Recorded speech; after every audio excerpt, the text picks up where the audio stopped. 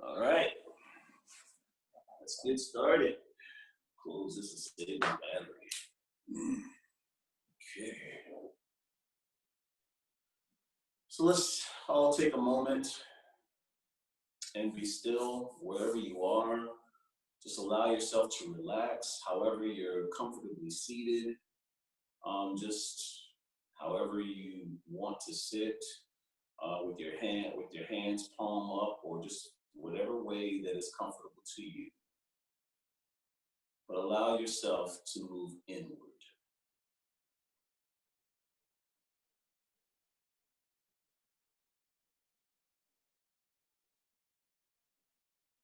Allow yourself to move within.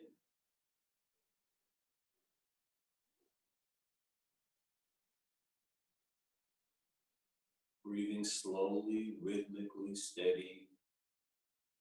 Move inwards to where your humanity is one with your divinity.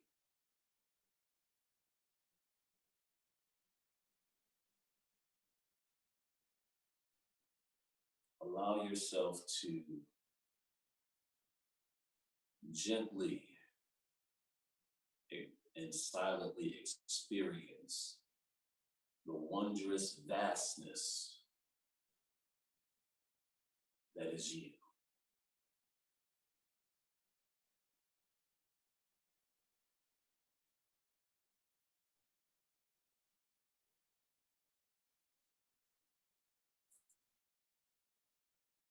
Allow yourself to abide silently in the gentle, loving arms of Holy Spirit. Feel the presence of Holy Spirit, for that presence is within you.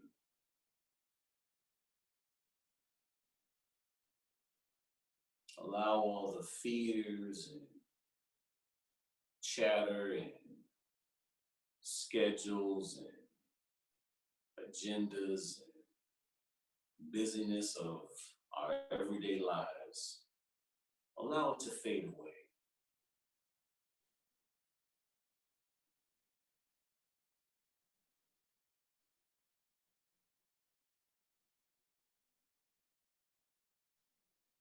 And move within.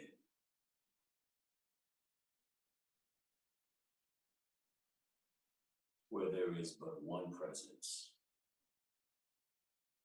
and one power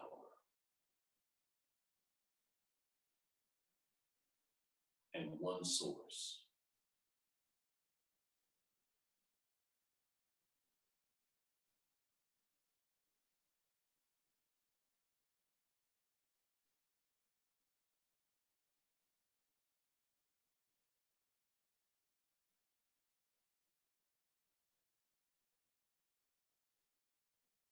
Let us feel and acknowledge that source of everything.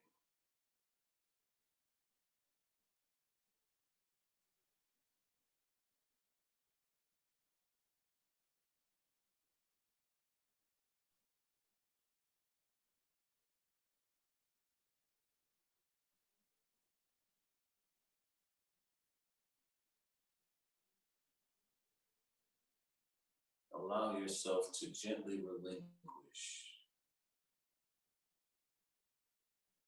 any desire for any specific outcomes. Allow yourself to relinquish all that you think you know.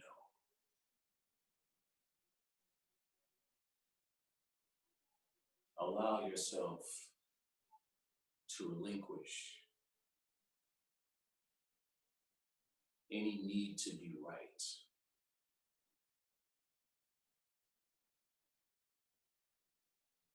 Allow yourself to relinquish those things, relinquish all aspects of intellectual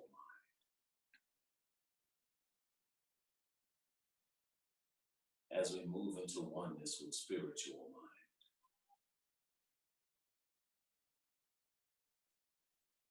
And in that moving into oneness with spiritual mind, let us recognize the blessed peace and clarity and comfort and wisdom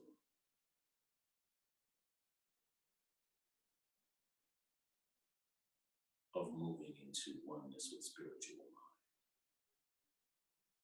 mind, of moving our awareness away from the intellect and onto spirit, in the realization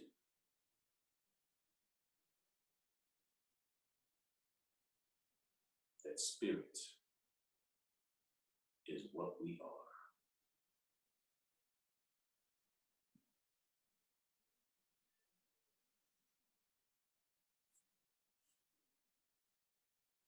Allow yourself to abide in the wonderful, blessed silence where we are one.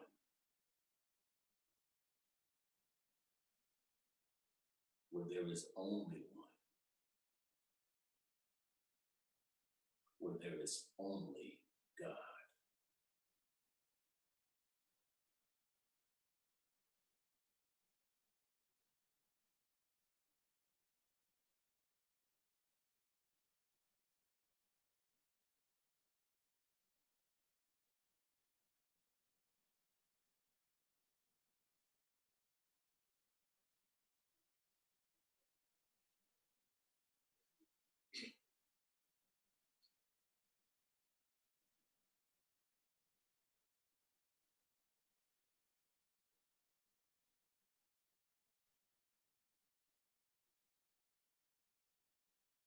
Now allow yourself to return. Return to where you're sitting, seated comfortably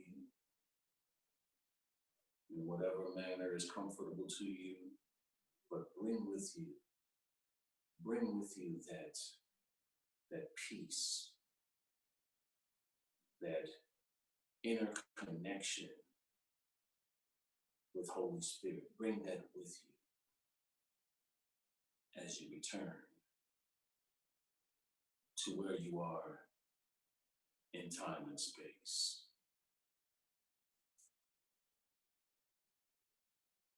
And as we are now returned, let us begin with a special prayer, a special intention. For we are one with this world as this world is one with us.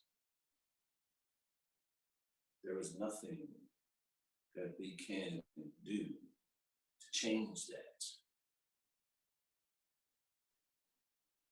And so all that we see is merely a call to action. All the fear that we see being broadcast, televised, is merely a call to action. And so this evening we answer that call.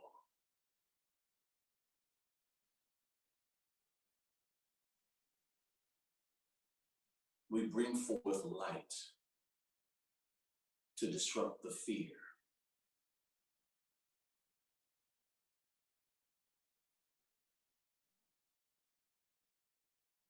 For we acknowledge truth.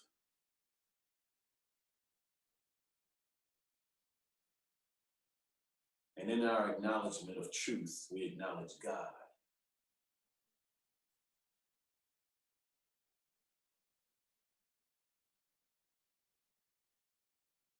And with that, we affirm God's wholeness as our absolute state. We affirm God's wholeness, expressing in us, through us, and as us.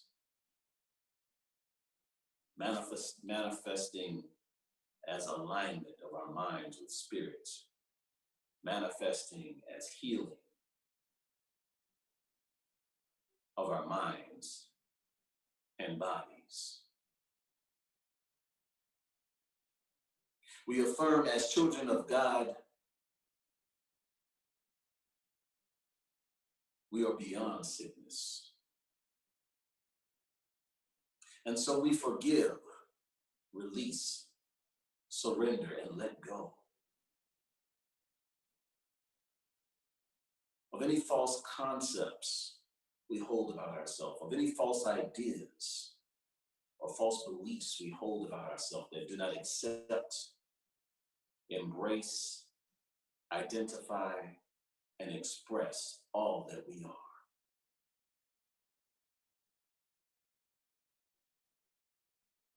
Therefore, we forgive, release, surrender, and let go of any thoughts or beliefs or investments in sickness or disease or ailments of any kind. We renounce and eliminate from the collective consciousness any thoughts or beliefs or investments in sickness, disease, or ailments of any kind. We deny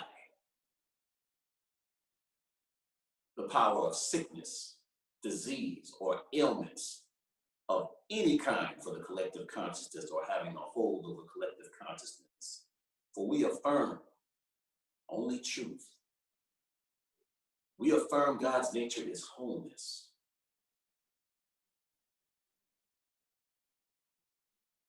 And we affirm that wholeness expressing in this world of form as alignment of collective consciousness with spirits and healing of the minds of this world and the bodies of all of our brothers and sisters.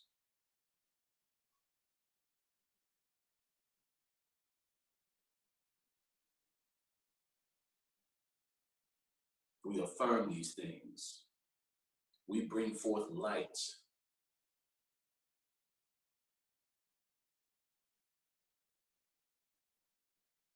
We affirm light. We affirm truth. We affirm love.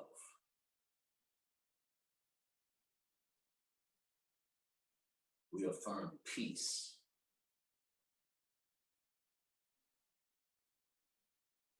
We affirm joy.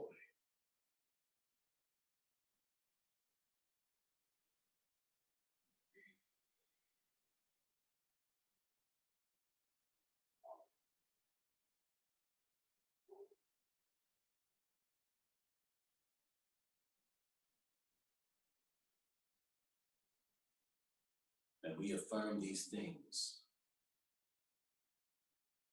in the name and after the nature of the indwelling I am Christ. And in the name and after the nature of our elder brother, Wayshore, and master teacher, Jesus the Christ.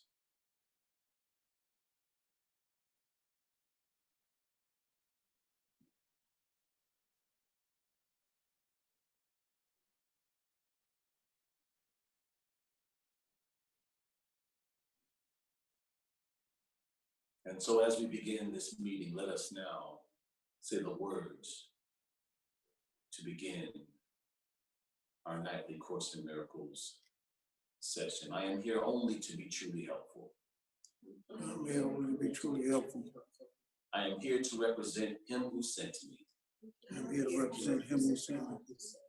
I do not have to worry about what to say or what to do. I do not have to worry about what to say or what to do. For He who sent me will direct me. For He who sent me will direct me. I am content to be wherever He wishes. I am content to be wherever He wishes, knowing He goes there with me. knowing He goes there with me. I will be healed. I will be healed. As I let him teach me to heal. As I let him teach me to heal. And so it is. And so it is. Amen. Amen. All right. Okay. Looks like somebody else has joined us. Oh, we got Mose. All right. Thank you, Stephen. That was great. Awesome. Awesome meditation. All right. Perfect. Is Jeffrey responding yet? No. Not sure.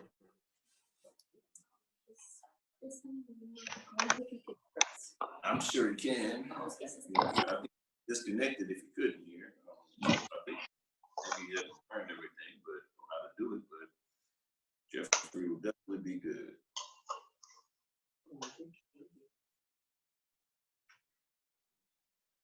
Can you do me a favor? Can you share with my dad real quick, Chloe? Share the book. All right. So we are on chapter 10, part 5, the denial of God. Here it's called part 6. Oh, or it could be part 6. Yeah, it's part 5 in mine, but it depends on the version that you have. It could be 5 or 6, but it's the denial of God. All right. So, Ziva, would you like to read paragraph 1? Sure. All right. The rituals of the god of sickness are strange and very demanding. Joy is never permitted, for depression is the sign of allegiance to him. Depression means that you have forsworn God. Many are afraid of blasphemy, but they do not understand what it means. They do not realize that to deny God is to deny their own identity, and in this sense, the wages of sin is death. The sense is very literal. Denial of life perceives its opposite, as all forms of denial replace what is with what is not. No one can really do this, but that you can think you can and believe you have is beyond dispute. Okay. Sounds like what's going on now. It doesn't. Why don't you expound on that, Mom, a little bit? Well, with the coronavirus, I mean, it sounds like there's a denial of God, and we've all gone really panicky. Mhm. You know, where something isn't even factual, make stuff up. And so it's caused strange things, a really weird thing. Somebody was selling that, what's that hand sanitizer? The hand sanitizer? Yeah, I was trying to think of the name of it. Anyway, online. And he had one, and he was selling it for $75. Wow. For one little thing like that. Wow. Some selling it for like $30, $40. He was selling his for $75. And so it has really reached a level that equates a kind of insanity. We've forgotten to trust God. It's like God's nowhere in it, actually, as far as the things that are going on. So, but the thing that I thought about today, because of the kind of fever pitch it has reached, is breakdown always precedes breakthrough. And sometimes we have to come face to face with a crisis in order to awaken us to greater possibilities. So that's the way I'm seeing it. So excuse me, but this hand sanitizer is connected to the coronavirus? Yeah, people are going out and buying it and keep their hands clean, sanitize. Oh, Yeah. Oh, yes. Entonces, It's en el bollo, flying off the, entonces, yeah, okay. it's flying off the shelves. You can't find it. Water, that, masks. masks, you can't find it. Miriam was playing yesterday with the filters, coffee filters. Yeah. I heard this morning, I mean, 2 cases discovered right here in Harris County. Well, you know how I feel about sickness. I don't believe you're in the it. power in I don't believe in sickness. it. I don't believe in it, and so therefore it doesn't have a hold on me. But if you do believe in sickness, it says you should wash your hands regularly. And there's a couple other things that it said you should do. Yeah. I wash my hands anyway, but at the same time, if you believe in sickness, then I think you should probably go to the website, look up some things or whatever. So I don't believe in sickness. I believe that we're divine, and I believe that if we don't want to be touched by sickness, then all we have to do is just impact our consciousness. And so I believe that sickness. I believe that sickness is a manifestation of something else. So with this mass thing that we're seeing, there's a lesson. I've been asking Holy Spirit. And right now I'm just now taking it upon myself to just pray and just forth light, and that's it. Until something else is revealed to me that, hey, this is what you're to do, Stephen, I'm just gonna pray, and that's what I'm gonna do. Well, the great thing is that it's really matches with deception, because this is a denial of God. It really is. It is. You hit the nail on the head. Yeah. You hit the nail on the head. Yeah. So, yeah. Yeah, absolutely correct. Anybody else have any interpretation? Moj, welcome. We are happy to see you. I know that your video is not on because I think you said you're in a place where you don't really have like a lot of internet or something like that. But can you hear us? Yes, I can you hear me? Yes, we Yes, can hear we you can. perfectly. Very well. Yes, so yeah, we don't have much bandwidth, so I'm not going to risk it, so I took the video off. Yeah, so I'm actually, this is interesting because I am on a cruise, and we were heading back from, we left from San Francisco, we were heading back from the islands from Hawaii Islands to go to Ensenada in Mexico, and then back to San Francisco. And yesterday we were supposed to go to Ensenada, but they told us that they're not going to make the last stop.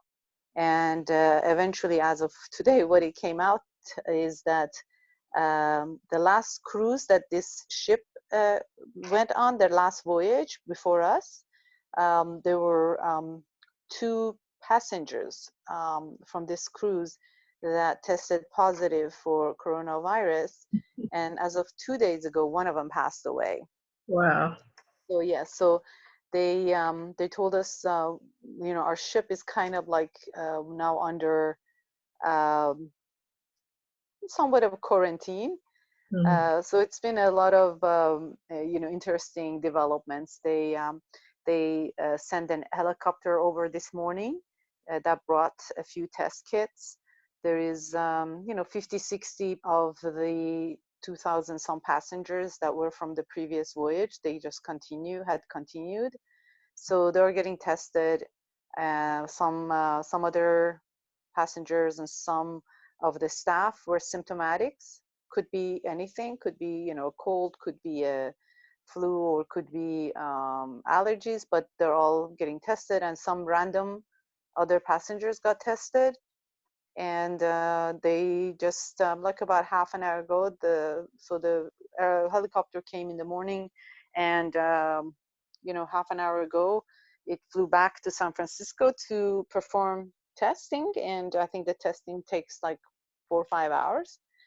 And it's interesting because if anybody tests positive, then we were supposed to be back tomorrow morning at the earliest. If nothing goes wrong, we will be back the day late, Sunday. But at worst part is if anybody within the ship tests positive, they're going to keep us 14 days quarantine, which is going to be interesting because where would they keep us or where would we go? Because we're not allowed to approach the port or piers in San Francisco even. So they're circling the water near San Francisco right now. And as of 3 hours ago, they asked us to go in our cabins. Nobody's allowed outside. So we were sitting in our cabin, and we're supposed to order our meals inside, and to kind of keep the contacts as to the minimal. And so basically, it's been, there's a lot of different emotions in the passengers, but it's kind of interesting, what is coming up and what is happening. And of course, my family was a little bit concerned, and my husband reads the news a lot, so he gets kind of overwhelming concern. And I'm just like saying, whatever meant to be, it's meant to be. And at the same time, I trust in universe, and I trust that whatever needs to happen, will happen, and it's for the greater good. And we just take it from there. And I'm still on the call, so all is good. Well, we see you whole and perfect as God created you. And I'm going to hold that vision for you. Thank you. See you now. I just thought I'd come on before he tells me I have to go off. It's good to see you, Moj. And Same here. I actually did hear about your cruise ship. So I did hear about it when you were describing it. They talked about it on the news on the radio. So Yes. I heard about it in my car today, as a matter of fact. Yeah. Yeah, you're on the news now. Yes, Famous. we're You are famous. Yes. This might not have been the way you wanted to get famous, but you're famous. We're famous. Well, I'm a few pounds heavier and famous now. You're joking with my mom, a pound a day. A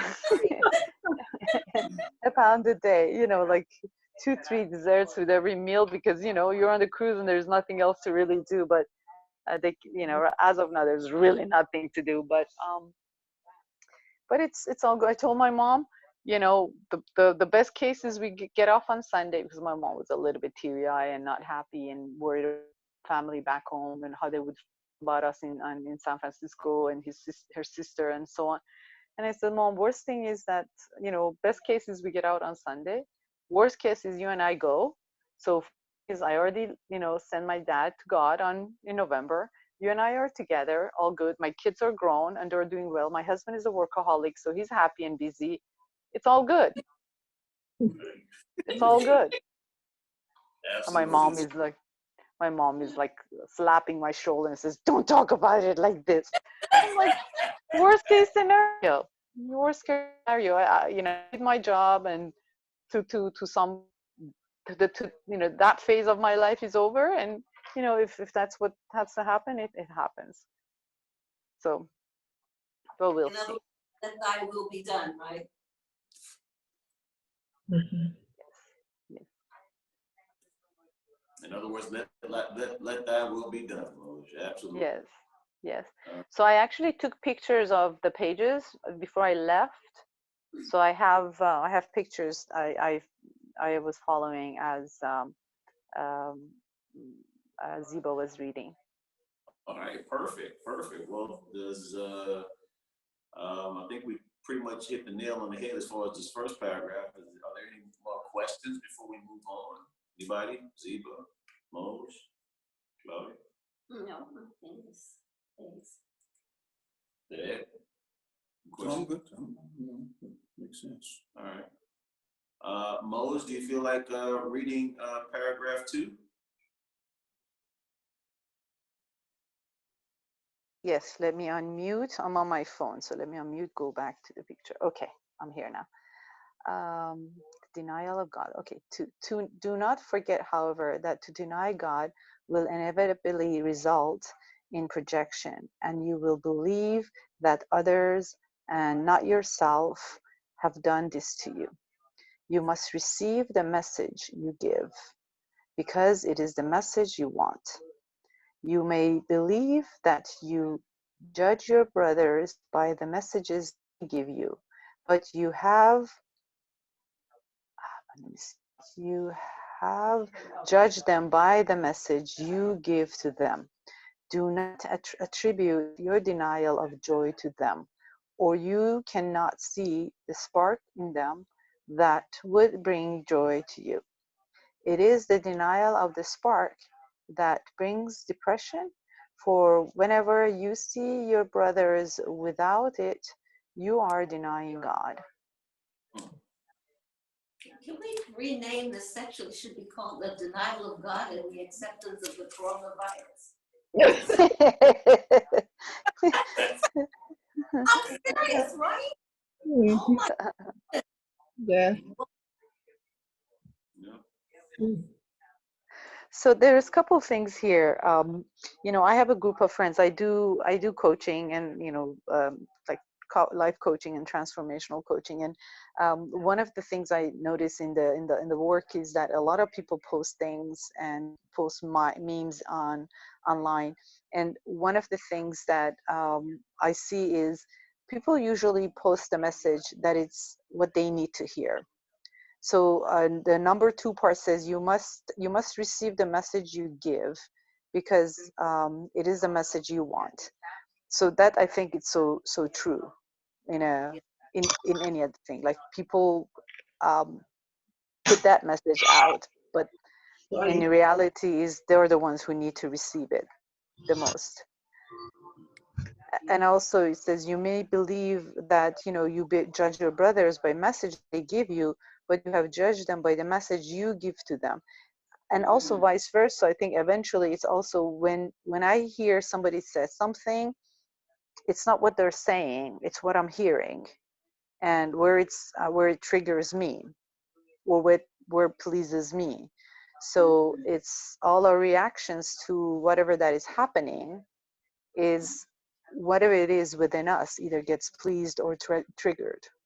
So it's not really the message that comes our way, is however it is that we are hearing things.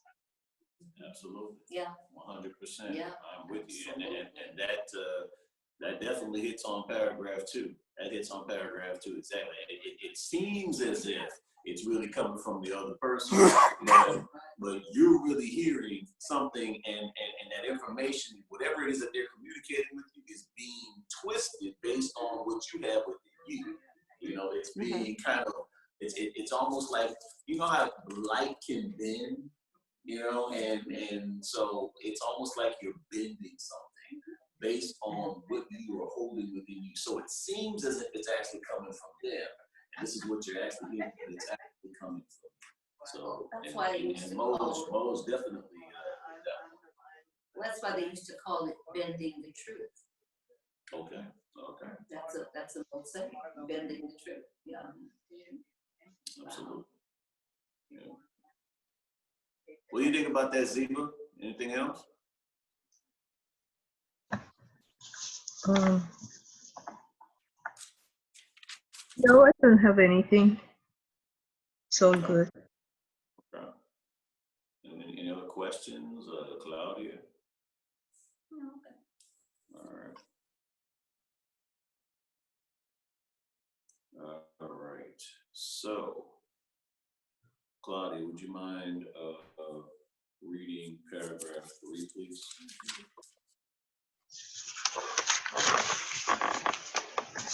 Allegiance to the denial of God is the ego's religion. The God of sickness obviously demands the denial of health, because health is in direct opposition to its own survival. But consider what this means to you. Unless you are sick, you cannot keep the goods you make, for only in sickness could you possibly want them.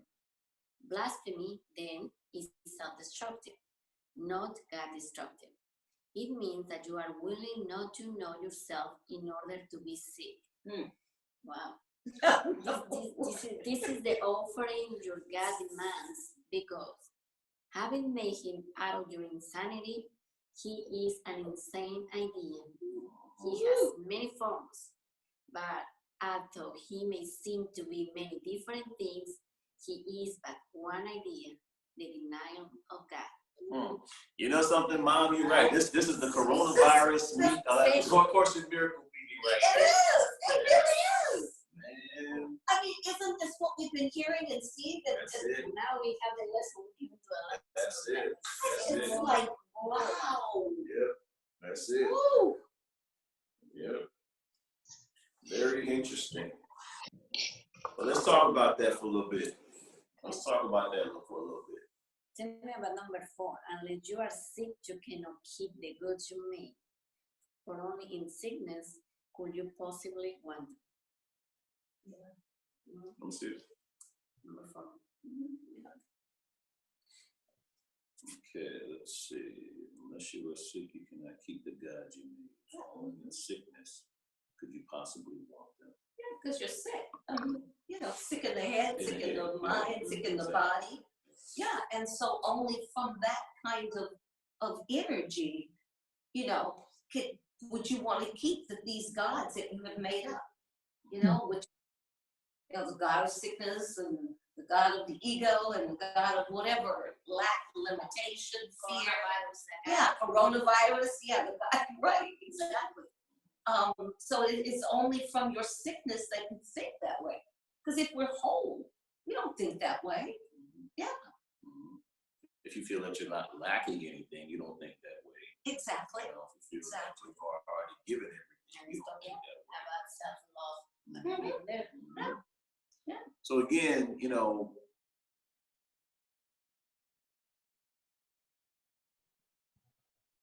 what we are actually seeing is the eventual manifestation of something. So I, you know, from a certain standpoint, this coronavirus could even be perceived.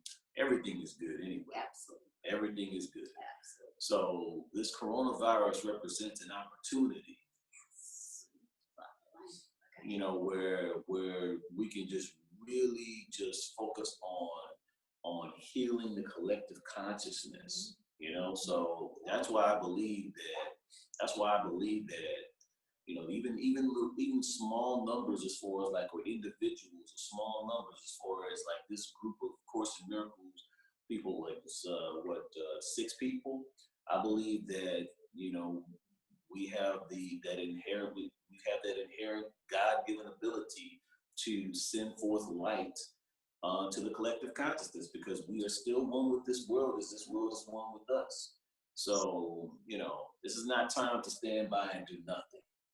This is not time to sit here and just you know, look at your television and, you know, just be grateful that it's not you and stuff like that, or not your individual body or something like that. This is not time to be impartial or anything like this. You know, if you were going through this, you would want somebody to hold the high watch. You would want somebody to be praying for you. You would want somebody to do these things. So, you know, this is a call to action. And I think it is, the call of action needs to come from love, not from fear. Yes. So, and help, that's one of the things that we're talking yesterday, Steven and I. I mean, it's not about, like you were saying, what is me to do? I think it's about in us to do, and we are not yet touched by fear. But we need to raise the consciousness of everybody else, you know, from the collective. Yep. Not just from us, but from the collective, help to raise the vibe. Yeah. Yes. Yes. Absolutely. So yeah, this is definitely about raising the consciousness. That's That's what we must do. That's a call for love. Yeah. So anything else on paragraph 3? Correct. I have to share with you all, for the last 3, maybe it's 4 days, every day, all day, there's a song going through my head. I'm expecting great things. You know the song? I never heard it. Huh? I never heard it. Oh yeah, we sing it at the church. Maybe I have. Maybe you've heard it. But and it just keeps playing over and over and over. So what I am saying in my head is, I'm expecting great things. Over and it's playing. I'm expecting great things. I'm expecting great things. That's the song. You've heard that, haven't you? I'm expecting great things, great things. Yeah. So I don't know why that just keeps playing over and over and over and over, and it does not stop unless I'm asleep. Wow. I know, isn't that something? So, let this call to action too. Somebody's getting on you, just tapping you on your shoulder. I keep asking the Holy Spirit, what is this for? You know, that's the question you're supposed to ask. What is this for? And I haven't gotten the answer yet. So the song just keeps playing in my head. You'll find out. And then sometimes I just start singing it because I get tired of hearing it. So I start singing. Yeah. Wow. Ziba, did you want to discuss any aspect of paragraph 3? I actually, I want to emphasize the fact that I really appreciate what you had to say about connecting to our collective consciousness and trying to help, because that's what we can. And I've been praying for, everyone who is, everyone in the world who is perhaps worried and anxious about it, and the spread of the disease. But after I heard you, I realized I only need to pray for better understanding and just being able to let go of that fear, to see it and let it go, because the sickness is finally going to go away. But what it does is to show us, everyone, wow, we really hurt ourselves so much over this, the survivors who are going to be probably the majority. They will realize, it didn't hurt them, but, it didn't hurt them physically, but it did hurt them mentally a lot. And so what we need to do right now is probably just to pray for peace of mind. Yep. Pray for the collective, because we're not separate from the collective consciousness at all. It only seems that way. And so when we see these things happening, that is how I perceive that it is my call to action then to go ahead and send forth light. Go ahead and send forth light and turn away that fear, that darkness. Just turn it away. So I'm a child of God, and so I have vested in me all power, unlimited ability, unlimited potentiality. I can do anything as a child of God, and so can you. All right. So if I see that a part of me is under attack, so to speak, a fearful attack, then I'm going to send forth light to help that part of me, because the collective consciousness is still part of me. Exactly. It's still part. I cannot separate myself from my collective, from this world. I cannot separate myself from this world. Mm-hmm. It's only a misunderstanding for me to actually even think I can. So, but you can buy into what is. You can refrain from buying into what is its teaching if it is not in alignment with what you know of God. Absolutely. Yeah. Absolutely. As this point of view of God, which that's all Stephen Fleming is this one particular point of view of God. okay? But there's 8 billion points of views of God, but this is one point of view of God, and the way I see it is I'm going to send forth light. That's what I'm going to do. Yeah. So, yeah. So, thank you, Zia. Thank you. Thank you. And Dad, would you like to read paragraph 4? Okay. Sickness and death seem to enter the mind of God's Son against his will. The attack on God made his son think he was fatherless, and out of his depression, he made the God of depression. This was his alternative to joy, because he would not accept the fact that although he was a creator, he had been created. Yet the son is helpless without the father, who alone is his help.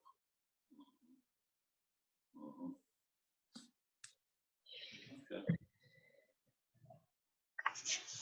So what do y'all think about that? Well, I guess it's if we are caught up in the sickness rather than the wholeness and perfection that we are because God is us, then in essence, we have forgotten who we are and whose we are. And so we have begun to worship the sickness. And you know something, Mom? Just kind of building on what you're beginning to say.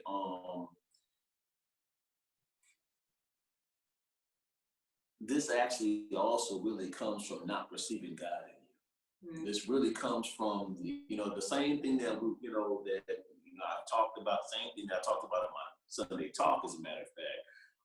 The thoughts of unworthiness that we have and things like that. It's all relative. It's all relative. Not realizing or having the perception that God is in everything, and so based on your perception, you're actually experiencing an experience that's based on your perception, so, and that's basically what I'm getting from this paragraph, and it just makes so much sense, where it's like sickness and death seemed to enter the mind of God's Son against his will. The attack on God made his son think he was fatherless, and out of his depression made the God of depression. So there it is right there. Not seeing God within you, thinking that, things that are wonderful, wonderful aspects of you, judging them to be unworthy, thinking that you're unworthy, things like that. And now experiencing what would be a manifestation from not being worthy. So you then turn to you become one of the idols of sickness. Yeah. Yep.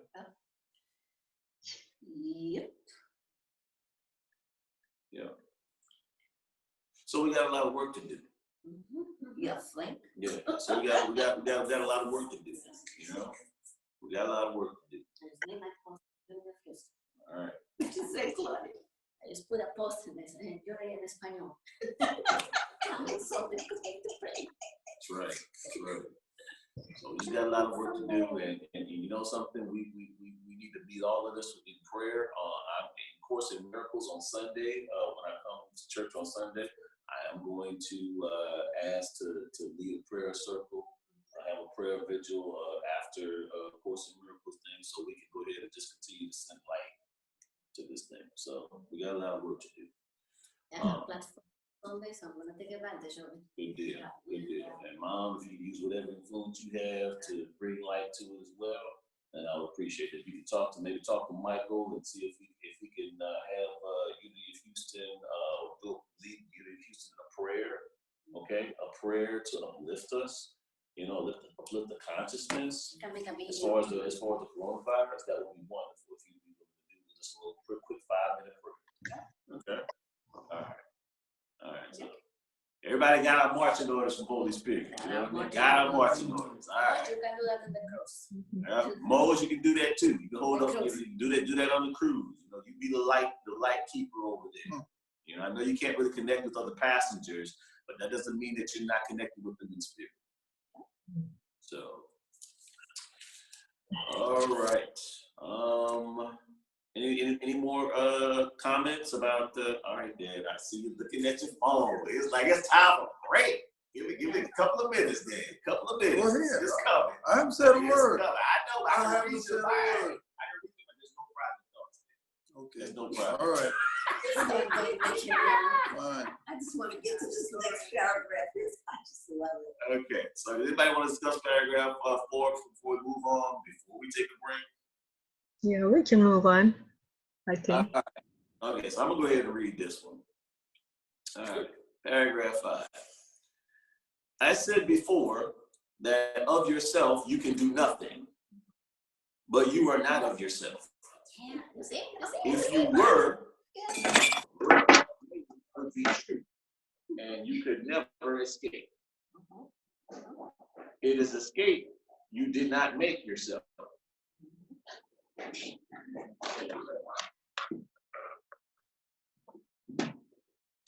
All right, so we're gonna pause this real quick because we had some accident here. So if anything happens with the Course in Miracle thing, it's Claudia's fault.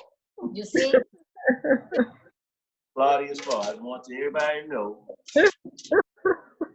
As we are one, It wasn't me. just me. It wasn't me. As we are all one, Yeah. the collective of the group made me toast the coffee here. Yeah. Sorry. All right. Okay. No harm. You're All right. Thank you. So here we go. On back to where I was. I So, was all excited. So like, all right. So where the did we attack go? on God. Let's try it again. I said before that of yourself you can do nothing, Okay. but you are not of yourself.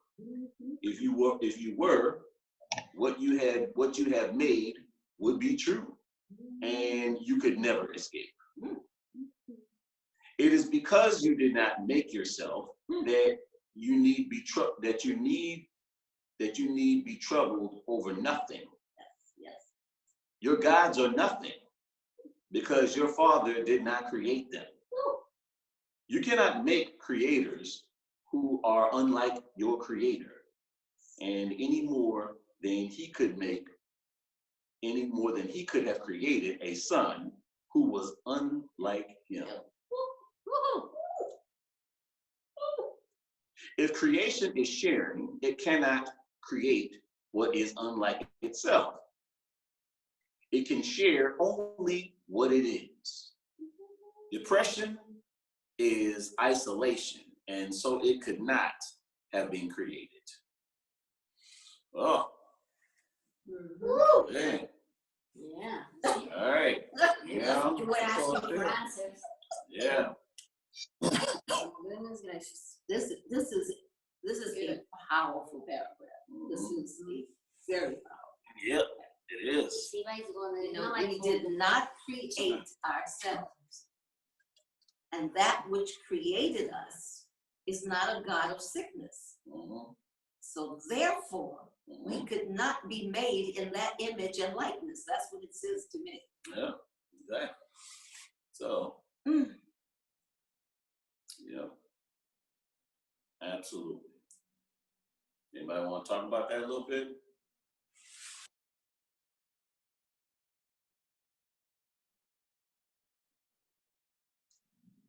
Dad, you got anything to say? Other than it's time for work. no. She is sharing. Claudia, what you think? It's just, I was just all excited. Okay, Throwing the coffee. right. I saw you. Mose, what do you think? Because we need to. So it's interesting, but sometimes these paragraphs kind of distract me because it talks about, how what is not made by the Creator, it's not it's not true, and all the gods that were not, you know, they were not created by the Father, so they're not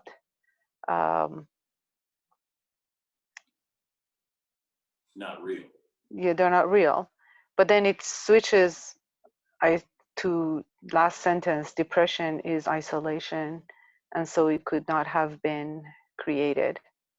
Right, because you cannot be isolated. That's what that's saying. It's Mhm. impossible because we are the creation of the one power and one presence in the universe. Yeah. If there is isolation, you know, that is not something that was created by that one presence and that one power. Got it. It's possible to experience. It's only our perception of it, but it's actually impossible to experience that in truth. So it's, you know, it's basically it's only in our mind. Right. Exactly. So it's something we made up in that mental framework. Yeah. Got it. Got it. So it's the isolation part that is not real. Therefore, depression is not.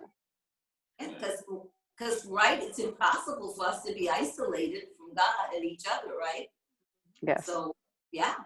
Yeah. Because people experience depression when they feel like they're by themselves. Yeah. In something, in an idea, there's a disconnection that they feel that they have, people don't understand them and stuff like that.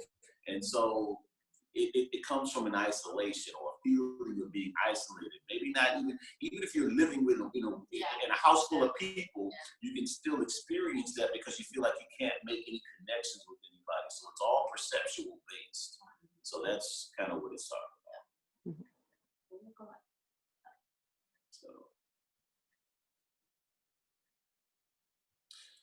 So, do we have any comments about this before we take a break, a 10-minute break? Ziba, you got any questions about that? I know you left for a minute and now you're back. Welcome back. But did you want to have any? Do you have any comments or questions about paragraph 5, Ziba, before we take a break?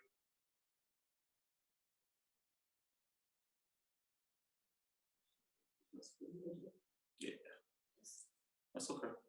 All right, so we're gonna go ahead and take a 10-minute break, and so we will be right back. All right. And the commercials is Right. Claudia's making big old mess with coffee and stuff. We are one. It's no cloud. I love it. She said there's no Claudius. We are one. What? Right.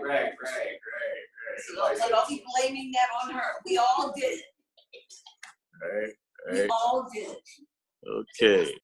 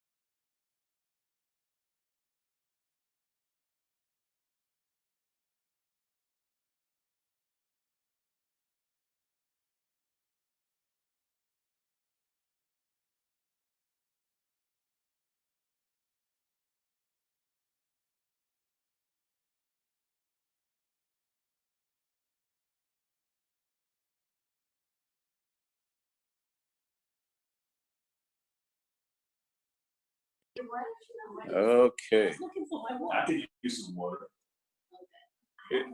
That's my water. Here, Mom. Oh, she has it. She has it. I got it. All right. Okay. All right. Looks like we lost Moj. All right. All right. So we have returned. Zeba, can you hear me? She's muted. Yeah, she muted. Yes, I can hear you. I'm sorry. Oh, we're good. All right, Zeba, did you want to discuss anything else in paragraph 5? Because I'm going to ask you to read paragraph 6. No, I don't want to discuss anything else. All right. So, would you mind reading paragraph 6 for us? Sure. Yes. Son of God, you have not sinned, but you have been much mistaken. Yet this can be corrected, and God will help you, knowing that you could not sin against him. You denied him because you loved him, knowing that if you recognized your love for him, you could not deny him. Your denial of him therefore means that you love him and that you know he loves you. Remember that what you deny, you must have once known. And if you accept denial, you can accept its undoing. Okay. All right. Okay. I like it. Continuation. It's continuation. Again, it seems as if it's originating in the other person, but it's really originating in us because we're actually applying that understanding to what we're seeing in another, and it's actually originating in us, including sickness and things like that. So makes you think, because when you see somebody else and you think that they're sick, based on Course in Miracles, what's that really saying? What are you really perceiving? Yeah. I mean, and that's when. And that's your denial, right? Yes, and then I opportunity to deny it, but also like to ask for the healing. What I do is like healing me, whatever it is that I'm perceiving this outside. Whatever that is related to me, that I'm seeing this crazy thing outside. So that needs to be with me. Exactly. So, the denial of him therefore means that you love him and that you know he loves you. I believe that is Moj back. It says Samsung something or other. I believe that's Moj. Yeah. So. I have a question on number 4. Sure. This is Iba. Yeah.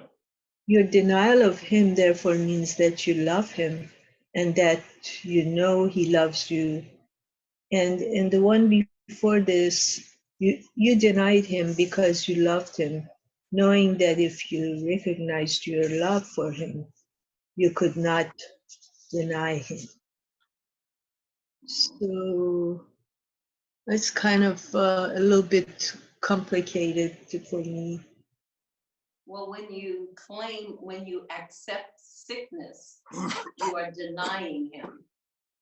Because if you accept him who loves you and would not ever bring sickness to you, you have to deny him in order to entertain having sickness. Okay. And so if you denied him, it must mean you really loved him and you had to let him go so that you could be sick. Am I making some sense now? And it Yeah. about him in a capital H, so it's talking about God. So it's not talking about your brother, but it's No, saying, it's talking about God. yet this can be corrected, because it's basically saying, Son of God, you have sinned, but you have been much mistaken. Yet this can be corrected, and God will help you, knowing that you could not sin against him. You denied him because you loved him, knowing that if you recognize your love for him, you could not deny him.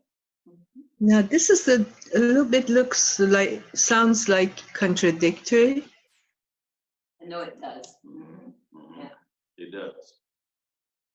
But it's like two sides of the coin, Mm. sort of. That in order to entertain and be willing to experience sickness, you have to deny God. Because if you don't deny God, if you accept God as the one presence and one power, there is no way that you could give in to a need to experience sickness. Yeah. Right. And if you just have to experience sickness and you're willing to deny him, that means you really love him. Therefore, you have to close him out so that you could have this insanity that you really want. Am I making sense? Very much. Yes. Thank you. That's what it's saying. Okay. And so what it's also saying, Ziva, is that, if you were in your right mind, okay, because again, this is in a mind of illusions. And so it's kind of like a forgetting or not recognizing. And so that's, so it says your denial of him therefore means that you love him, and that, hold on, let me go back where it talked about recognizing. Okay, here it is. So, yet this can be corrected, and God will help you, knowing that you could not sin against him. You denied him because you loved him, knowing that if you recognized your love for him, you could not deny him. So we're coming again. Okay. I know it sounds kind of, but I know you do. I'm just kind of saying it. Yeah, I gotta say it too.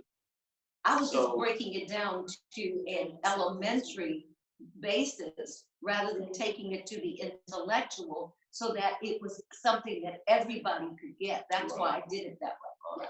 So recognition is perceptual based.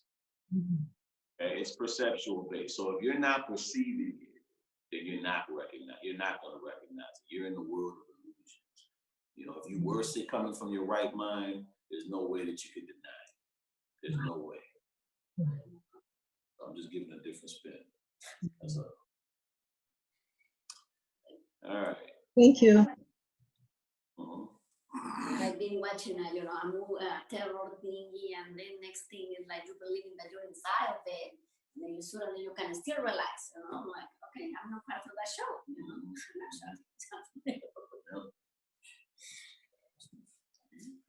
We don't have any choice while we're in these bodies to perceive things. And so, when we're perceiving things, that just determines our entire reality. I think so many times when we're praying and stuff like that, or someone, or I'm going to someone to pray, there's a temporary forgetting. When I'm going to someone for prayer, it's a temporary forgetting. And so that person has to hold the high watch for me, and tell me and get me to recognize, my divinity, and we do that in unity through affirmative prayer by affirming that which is true. And so it's just basically, it's perceptual based as far as unity. It really is, it goes hand in hand with the Course in Miracles, because you're actually really then praying from a right perception. And from that right perception, then, that's how we pray. But there's many times when I'm looking at myself coming from a lab, or I'm in my own thing and stuff like that, and I've temporarily forgotten. It's happened with me. It's happened with my mother. It's happened with Claudia. It's happened, where we just forget. And there's times where we sound, and so I need to hold the high watch. And there's times where I need somebody to hold the high watch for me. But I want to add to that, though, and say Please. that the fact that you go and ask for prayer means that somewhere in the back of your mind, there is a faint memory of who you are and whose you are. Okay. Because otherwise, you wouldn't even go to anybody to pray. Look at the people who say, I don't believe in prayer, I don't go to church, and so forth and so on, okay? But for you to walk up and ask someone to pray for you, that means that even in the midst of your forgetting, that there is a slight, as a vague memory somehow that's spurring you to go forward and ask for prayer. Absolutely. So Absolutely. that's what I believe. Yeah. There is not also a way of advancement, praying. Yep. Praying is a way of advancement. I'll be right back. Then together,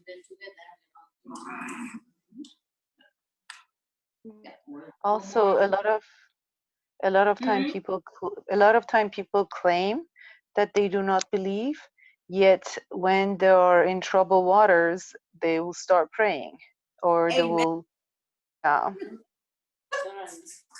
so they Yeah, will absolutely. remember. Yeah. Yeah. That's true. That's true. So there's a lot of times where we go through a temporary forgetting. Like, there's been times that my mother has, called me up on the phone, and there was a temporary forgetting.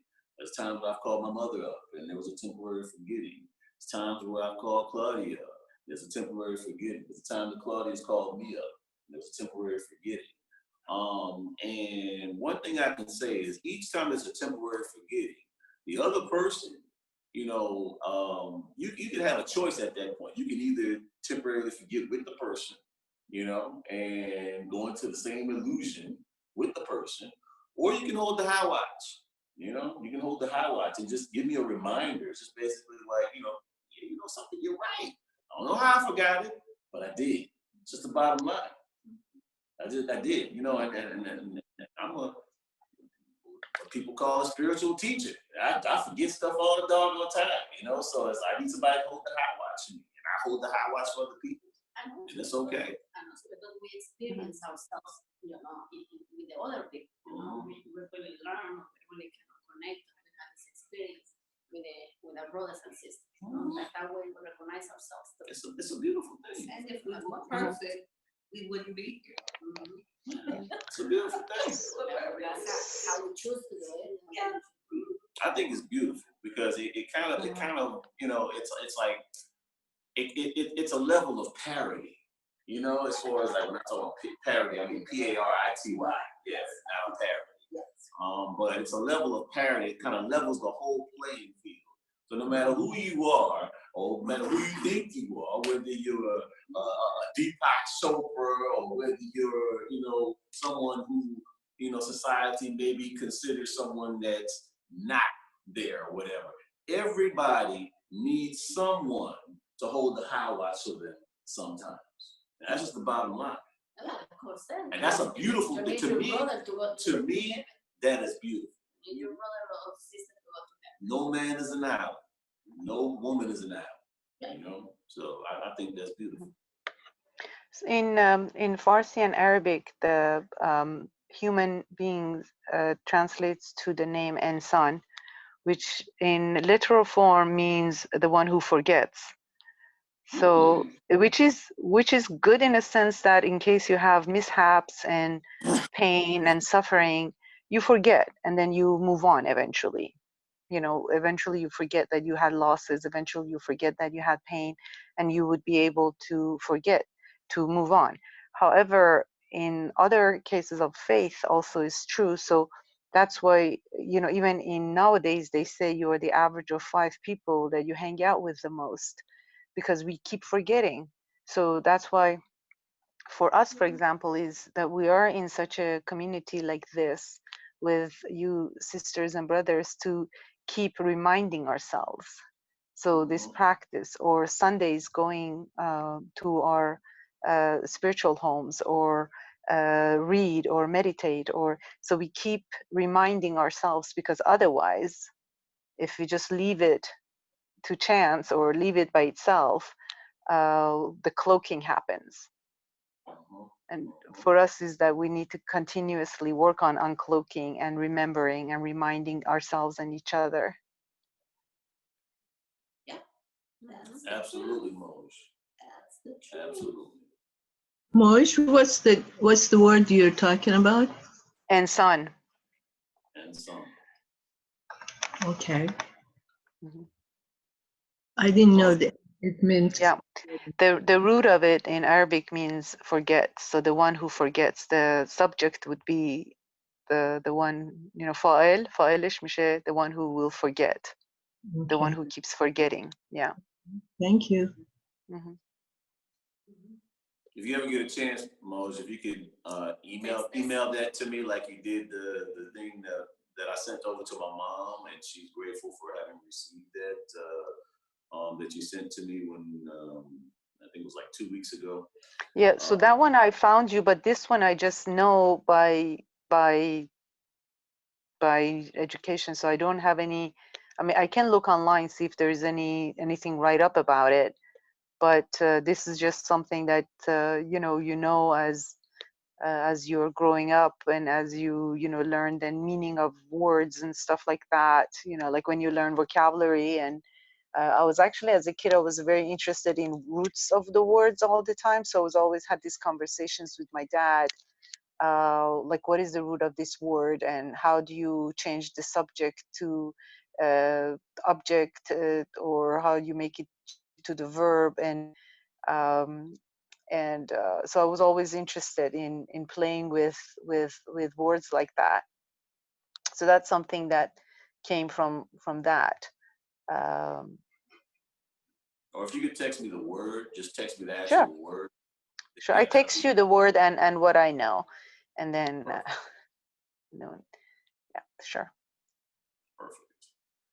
All right. So are we ready to move on to 7, or did we still have something we want to talk about on 6? How we looking here? Let's move on. You can go on. Everybody Let's go to 7. All right. Let's move on Okay. to 7. Yes. Your Would you father. mind? Should I go? Sorry. Yeah, Okay. absolutely. Your father has not denied you. He does not retaliate, but he does not, but he does call to you to return. When you think he has not answered your call, you have not answered his.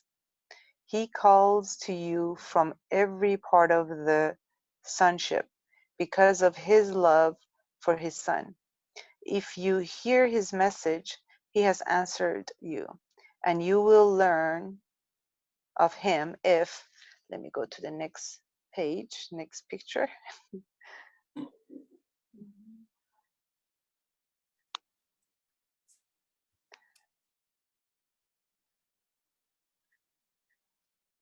You hear all right. The love of God is in everything he created, for his son is everywhere. Look with peace upon your brothers, and God will come rushing into your heart in gratitude for your gift to him. Mm, He speaks to you from every part of the sonship. So what's that called? Is it? That's call. That's right. That's right. That's right. Absolutely. Yeah, I actually like the number 2, that he does not retaliate. And that's something that in most religions, as you grow up, there is a lot of that. Like, you're going to get punished. You're going to get punished. It's like this person is sitting up above in the cloud with big beard, big white beard, and it's going to get you, you're going to get in trouble because you did something wrong. And everything was preached from the space of fear and retaliation, that you're going to get burned in hell, or you're going to get in trouble and you're going to suffer, and worse. I mean, they will come up with worse stories. So It's Yep. so good to keep being reminded that he does not retaliate. Yep. Yeah, I used to hear people say that about other people, you know, when they're talking about, they're gossiping Hmm. about happened to somebody, and somebody will say, see, God is punishing you, you know, because of what they did, da da da da da, and they're being punished. Yeah. Hmm. Yep. Absolutely. It you know, I was talking about that in my talk, how as human beings we see things through the lens of 80% negativity. And so, you know, it causes us to interpret things a lot more fearfully. It happened. You can see you can see the change in consciousness from the Old Testament to the New Testament. And you know, the Old Testament and New Testament is like it was about 5,000 years apart as far as the time frame or something like that. And so you can see the change in consciousness from Old Testament to New Testament. Old Testament being a lot more fearful. Okay. New Testament being a lot more loving. Okay. Moving towards love. Okay. That's consciousness based. It is. You know, that's completely consciousness based. So, you know, we make jokes and stuff like that saying, hey, God didn't, you know, start going through therapy or anything like that between the Old Testament and the New Testament, you know. It's just how we begin to interpret God differently because our consciousness started to increase, you know, and we begin to, you know, and right now if we're at 80%, I guess that's an improvement because maybe we were at 90% back then, negativity or something like that. So we're constantly moving forward. And yeah, that was definitely an old school type of interpretation modes where God's gonna get you and stuff like he's gonna strike you down and stuff like that, you know. And I'm sure Yeah. people that were brought up in old churches, they've heard those things before. But they're still around. I mean, I do have a lot of conversations with people on regular basis, and you know, there are like really severe expressions like, "Oh, God is gonna hit you at the back, like it's gonna break your back," and I'm like, "What? Oh yeah, there's What?" still a lot of that. A lot of people. Yeah. Yes. Capricious guy. Heard that term, good die young. Yeah. Uh-huh. Yeah. I Yeah. believe that there's something to it. And that is, if you're SOB, the Lord don't want you either. Hmm. Yeah. Yeah. Yeah, that's my dad. Yeah, That's him. that's right. That's my dad. Yeah. You just stay down there on earth. The one I and don't only, deal with you. the one and only Robert Flint. Some Oh. the theology historians have in some of their studies in the very, very most ancient of ways that the Old Testament was written, said that there was a necessity at a certain frame of time frame to teach in such a way where people feared God because there was this untamed nature. There was much more of an animalistic nature. So there was added to the nature of God this angry, jealous, condemning God in order to get people to live in a way that was conducive for the community. So they scared people. They want to exactly. frighten people. Mm-hmm. I mean, I saw that in many of my Bible studies, looking into the ancient texts and so forth, and the writers and, you know, the reasons and stuff like that. And it was about the people, you know, people were closer to animal nature. Mm-hmm. There was much more animal nature. I mean, you know, we did come out of animals. Mm-hmm. Yeah. So as we grew in consciousness, as we evolved, we lost more and more of that rigid, that strong, that big animal nature. And we began to be more, I guess I'll use the term gentrified or something, anyway, and so they said that they had to write about the judgment of God in such a way to cause people to get to affect our amygdala. Yeah, there you go. The amygdala. amygdala. Our Yes. amygdala was Is that prior, you know, primal? Yeah. right. Growing up in the Catholic Church and being taught in a Catholic school, the nuns used scare tactics to get you to behave. Yeah, they did. You know, Yeah. it's like, well, if you don't behave, you know, you're going to hell. Yeah. No, they did. Yeah. I mean, the amygdala was meant to keep us alive. Yes. You know, back when, you know, there were a lot of predators and dinosaurs and all that other stuff that were out there that was eating us. Yes.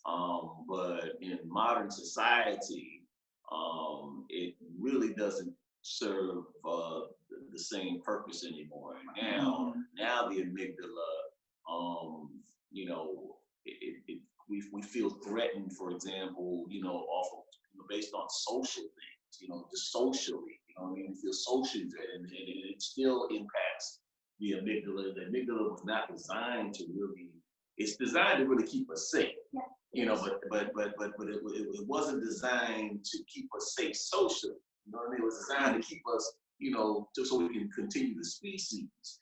And so, yeah, that whole capricious God's gonna strike you down unless you do like that. It was meant to appeal to the amygdala.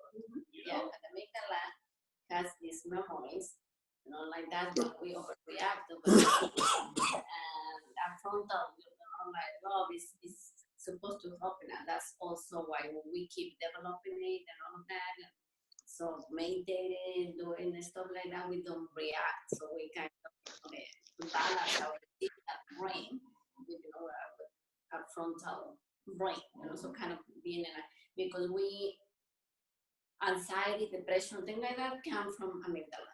So amygdala see the, like the dinosaur, you know, so it reacts like, it has to fight at something. Fight or flight. Yeah.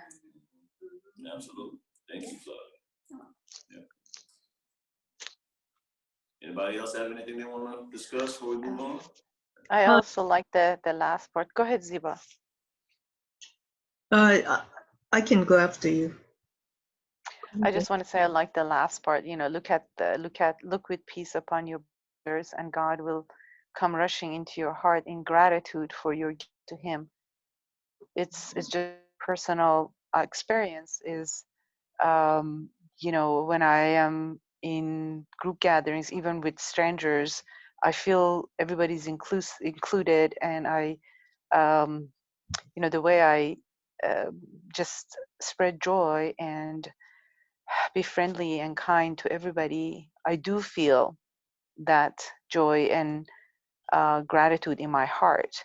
And now, you know, this kind of puts it in a frame that, oh, it is the gift from, it is the return from God rushing my heart as the gift I'm giving Him by being that. But so I experienced that, and now this sentence kind of puts it into, oh, that me being kind and loving and inclusive to others, and the feeling I feel out of that, it's Him rushing into my heart in gratitude. Yes. Absolutely. Yes. And you'll feel it, like, you know. I feel it, definitely. I feel light. I feel high. I feel happy. I feel enlightened, and Absolutely.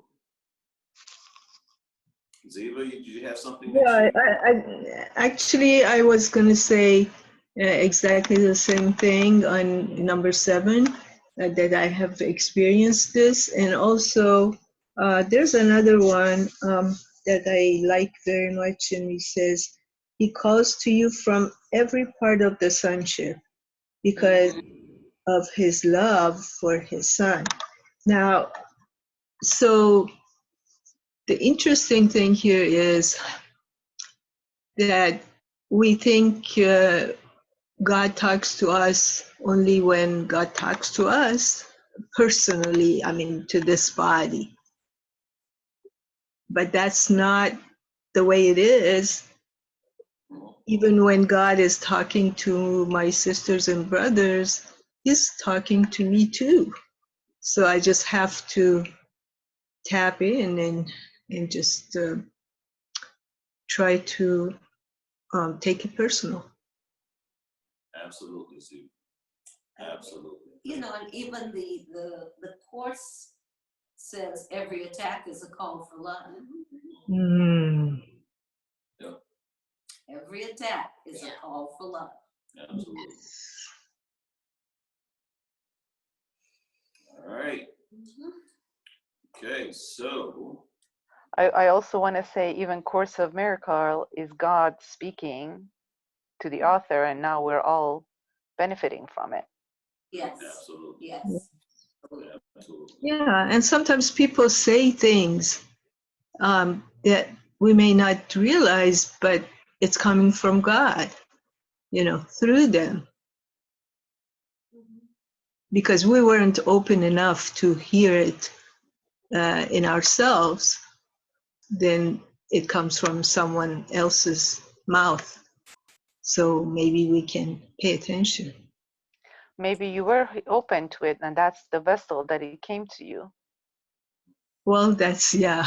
Yeah, remember that guy that is drowning and asks for God to save him, Yeah, and God sends all these different ways, and he said, "No, Right. God, you didn't save me."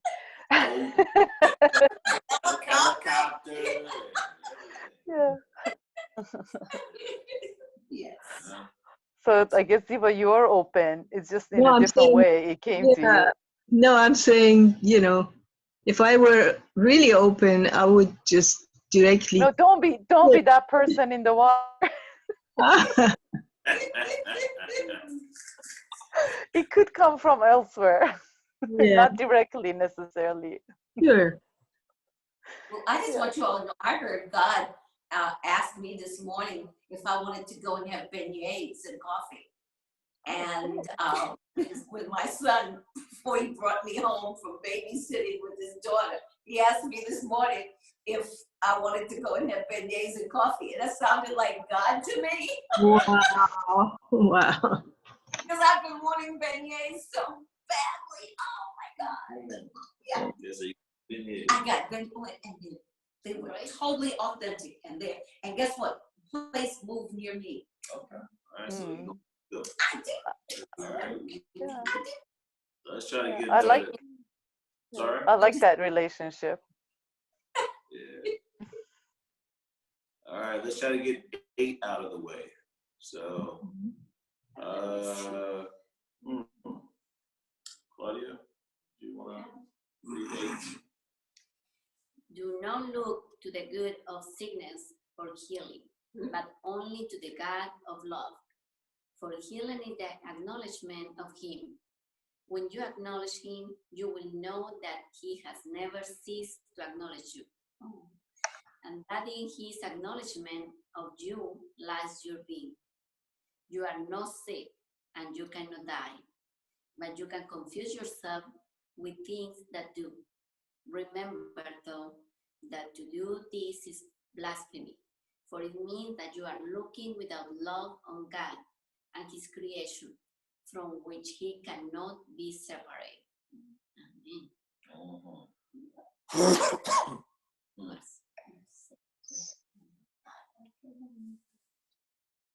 And notice the little g for the God of sickness. Yeah. Yeah. No. What do y'all think about that? Comments?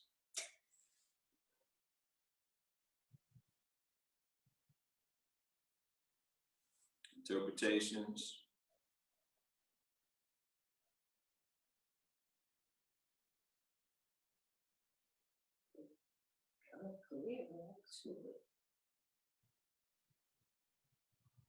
Yeah, this seems to be one of those paragraphs where you kind of drive things home, you know, but I'm just, but maybe there's something else that I can see through one of my brothers and sisters who can tell me something from their point of view. So I'm open to experiencing that. Anyone have anything else about this paragraph that they want to share? I wanna kind of pose a question here, or the way I see it, and in practicality. So, for example, what's happening right now, and with our situation and how people are looking at this differently, um, and the way I personally see this. So, and I'm not sure if it's in alignment with the teachings, but I will see that even this virus um, is here, and it's a creation of of God, and it is here to teach us something, to um, to kind of at times bring things in perspective, and there is there's a reason for it. There's a sense, so it's more curiosity as what is it for me to learn in this situation personally. So the lesson might be different. The way I see it, the lesson might be different from me being in this situation and the person next cabin. But what is it for me um, to learn, or to uncloak, or to shine light on? And so that's how I see it. I'm not sure if the teachings is the same, because at times I feel like the teaching says, oh, the virus is not a creation of God, capital G. But the way I feel at my heart, that everything is under that umbrella. How we receive the message, as far as, oh, this is a bad thing, um, versus what's the lesson in this, and what is it that it's uncloaking for me. For as like, I seriously sat for some time and thought about my life, like, am I good in my life? Have I done what I needed to do? Of course, yeah, there's things always left. Fundamentally, kind of like do a check and balance, kind of. And so that's how I see it, and I'm not sure if that's in alignment with the teachings, that like everything is under that umbrella, and even the things that we quote unquote say as bad, they're not actually bad, because they give us an opportunity to go deeper if we choose to, or we can get anxious and worried and cry and be upset and be afraid, and all of that, which is also good lessons, because we see, oh, this is how I react in this kind of a situation. Then I need to kind of find that connection and find that unity, and find that that I'm not alone. I am connected still. I wasn't when I was reacting like that.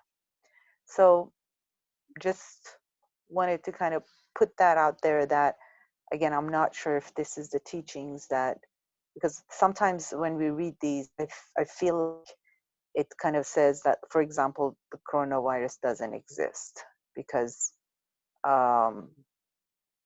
it's not. Um, it's from the god of sickness. But the way I look at it, that these are all under that umbrella, and even if the coronavirus kills, but in all faith, dying is not a bad thing either. It's just part of this process.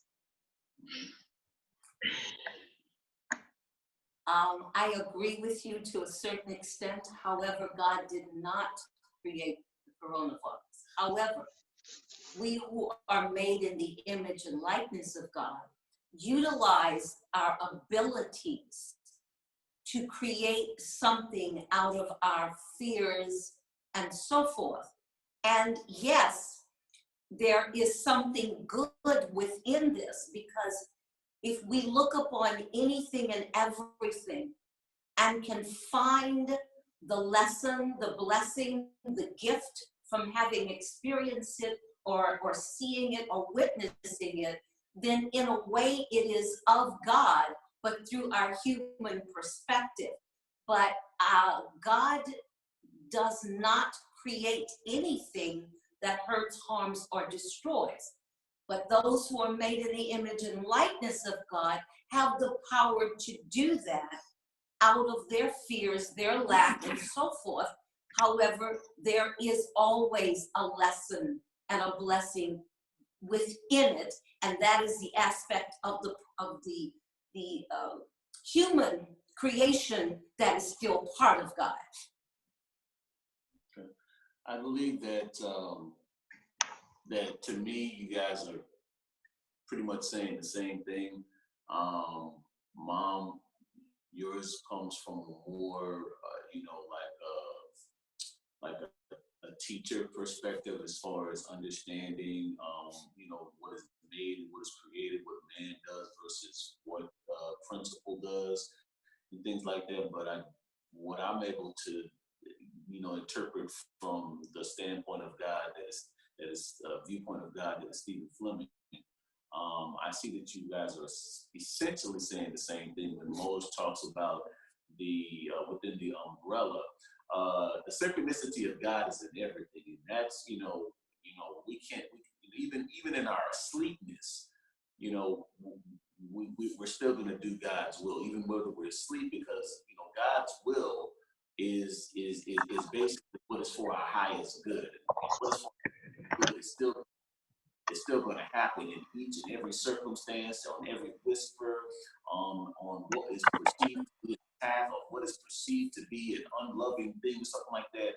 God's will is still going to be done, even when someone is, for example, abused or something like that, or someone goes through something or something like that. There's still going to be this beautiful serendipitous chain of events that are still going to move forward and move us forward to our highest good. Even when we're experiencing what we're experiencing as far as coronavirus and things like that, there's a demonstration that is happening, that is occurring, that we are still going to see the synchronicity of God being made manifest, even in this situation or any other situation. So I believe that you all are essentially saying the same thing, just from different teaching points, is kind of what I see. And that's what I said. I said I agree with you completely, except for the one statement that God created the coronavirus.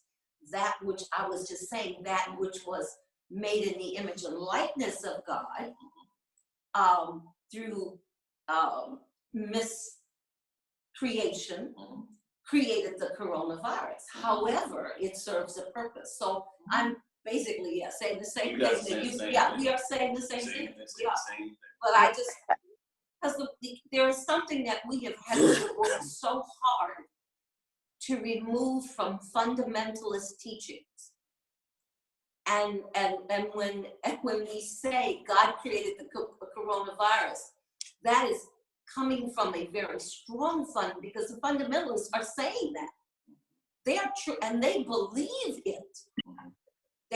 From a standpoint of a capricious God. Yes, exactly. Right, I got exactly. Of a mean and judgmental and punishing God. That's the perspective. So that's the only reason I brought that up, is because that is the thing that we are trying to get through to many people, is that while we are made in the image and likeness of God, we can create kind of outside of God in a way, but yet God can use it for our good nonetheless. Is that making sense? Yes, it makes sense. And I think it also loops back, because I always, you said a phrase at the beginning that I always kind of hold on to whenever something happens that I'm not too pleased with. You appreciated hearing that, if everybody noticed it. But you said that, breakdowns always preceded by a breakthrough. So it also loops back to that something like this is a breakdown. And Yes.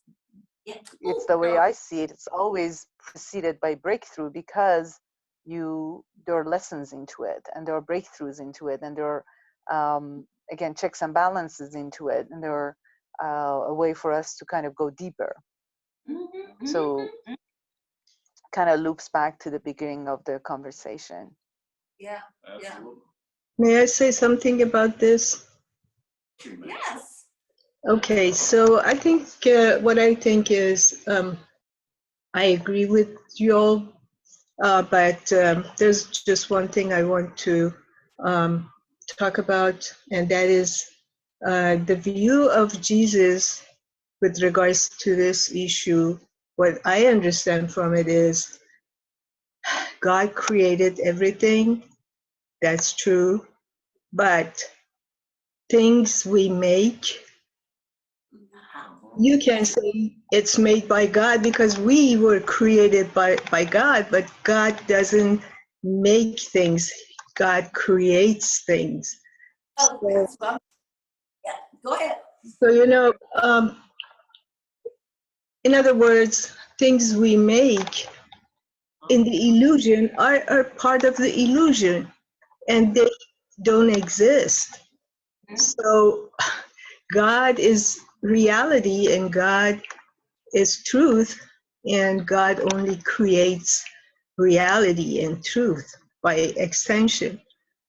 So extending. So this is whatever like coronavirus or other calamities that we make, in the illusion.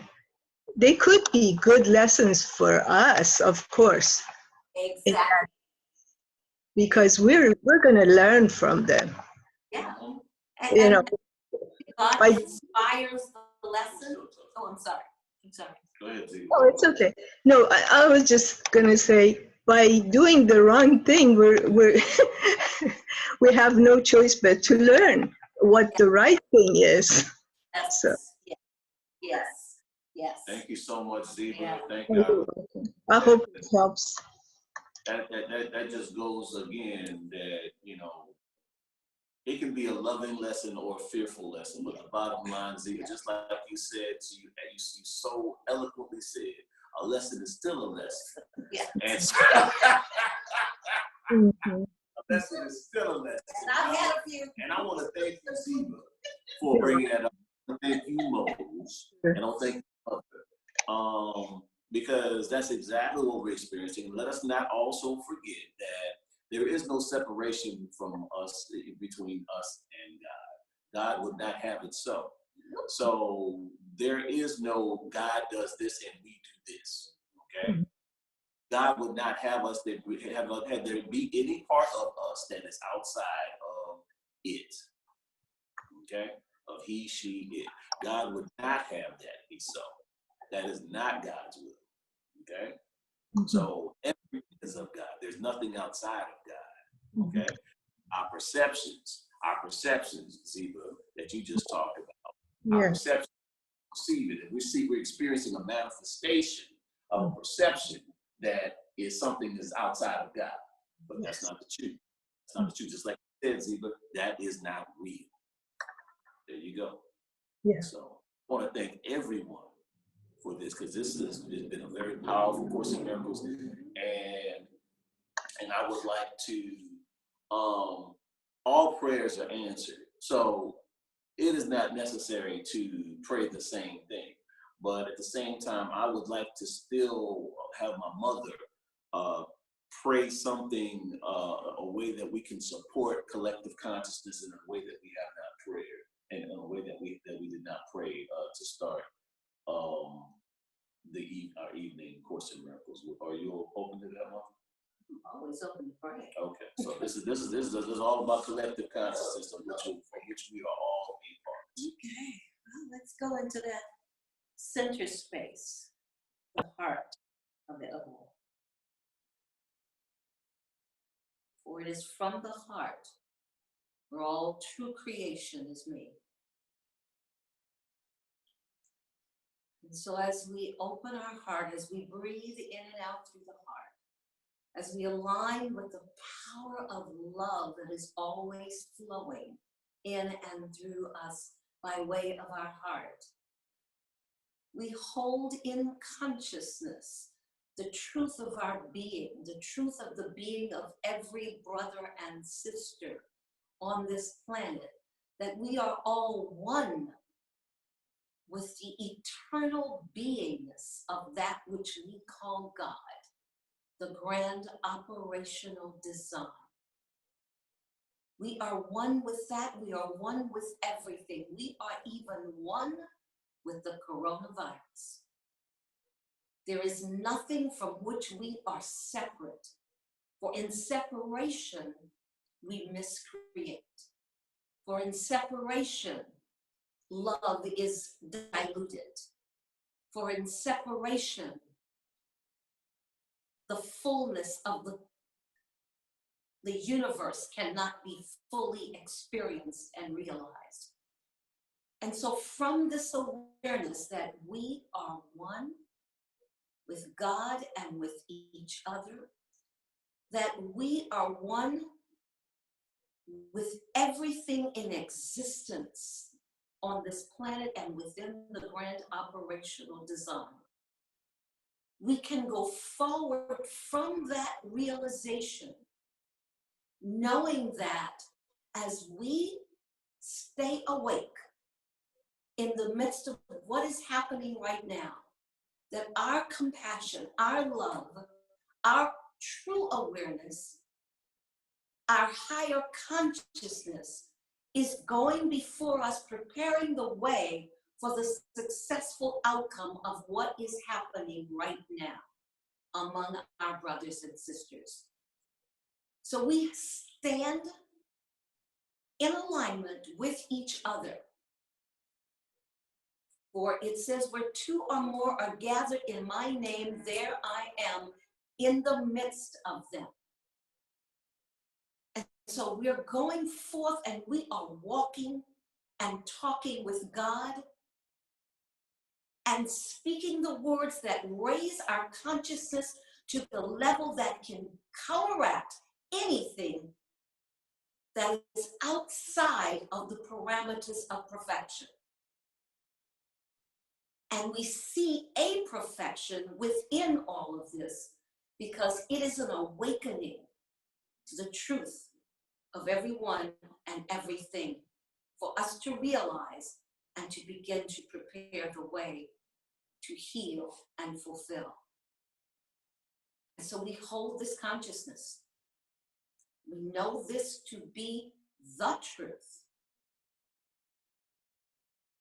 We acknowledge and hold deeply our oneness with God and with all creation, for it could not be otherwise.